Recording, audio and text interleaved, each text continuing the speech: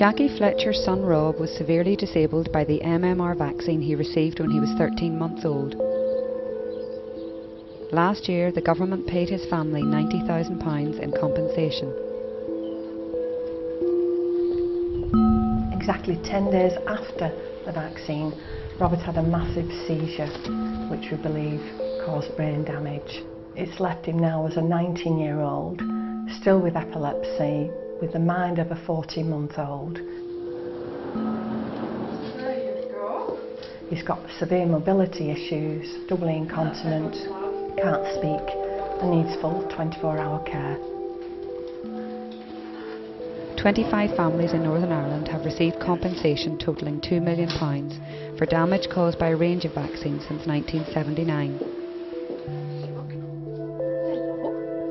Jackie and her husband John had to battle for 18 years for compensation and official recognition of the damage caused to Rob by the 3-in-1 MMR. Robert, say it. Apple. Clever boy, yes. Apple. It's changed him from a perfectly healthy, robust child, which we hope would follow in the footpaths of his two older brothers, to a young man that needs full round-the-clock care. And he's still babyfied, he still plays with little pinboard puzzles and ball, when really he should be out there taking on the world. He's a good boy.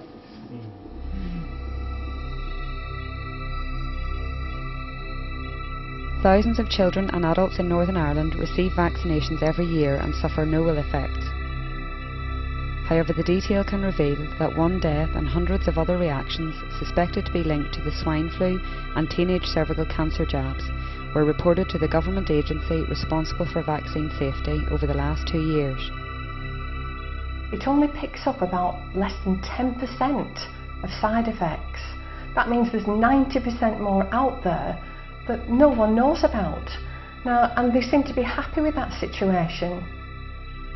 All suspected reactions should be compulsory put forward. I think it's an appalling situation that our Department of Health can tell us how many cases of measles have occurred in the country, but not how many adverse reactions have occurred. The Department of Health argues that the benefits of vaccines far outweigh the risks of any minor or serious side effects. South Belfast MP and retired GP Dr Alistair McDonnell agrees. I have always been a strong advocate of government vaccination programmes because while I fully accept that there may be a worry and a slight risk attached, that 99.9% of the effort is beneficial.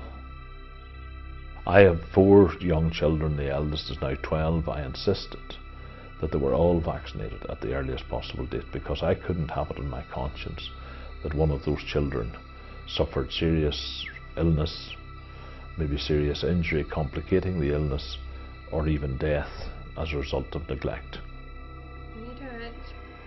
The children that we believe have been affected should be investigated scientifically to find out why their lives have changed. The monitoring system needs to be improved because it's not working, and there needs to be a full range of choice so that parents and doctors can dip in and out according to the child's individual needs. Jackie set up the Parents Campaign group JABS, which aims to promote understanding about immunisations and support parents of children who have had a health problem following a vaccination. She is keen to counter the myth that it is anti-vaccine. All the children in our group have been vaccinated, so how can we be classed as anti-vaccine?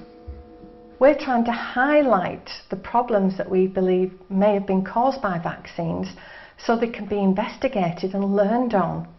It's, to call us anti-vaccine is as stupid as saying someone that's been hurt in a rail accident is anti-rail. I have every sympathy, and I wouldn't make light of any of the people that have suffered a reaction to vaccination. And it's a particularly strong, heavy burden for parents to wear. And it's just, I think throws into high profile the difficulty of being a parent. You're constantly trying to do the best for your child, and then sometimes when you do what you think is the best, you get a kick in the teeth. Clever boy.